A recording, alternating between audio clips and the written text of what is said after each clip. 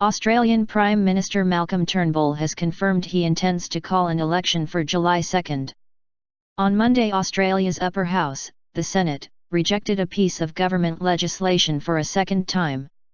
This provided Mr Turnbull with a trigger for a so-called double dissolution election.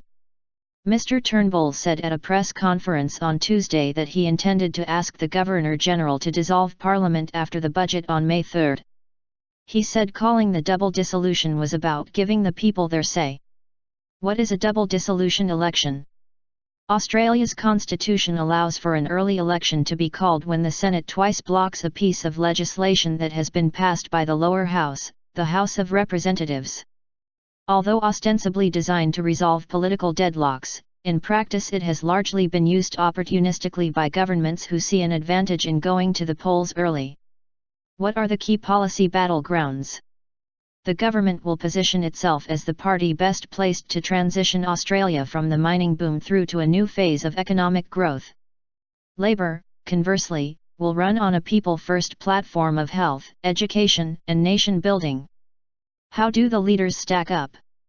Mr Turnbull is, well known to Australians through his prominent public life as a barrister and advocate for the Republic, is the clear front-runner. But he has been losing ground to Mr Shorten in the polls.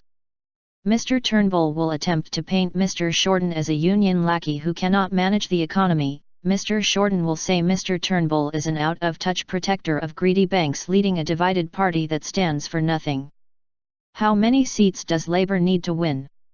Labour needs to win 21 seats to take power, a swing of 4.3%.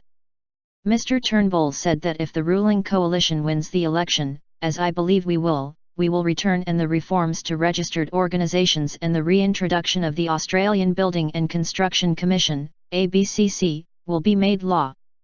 Earlier in the day, opposition Labour leader Bill Shorten addressed the party's caucus, reportedly saying of the government that beyond Turnbull's popularity, they now have nothing. They are going to have a civil war. It's a choice about whether they have it in government or in opposition, Mr Shorten was quoted as saying.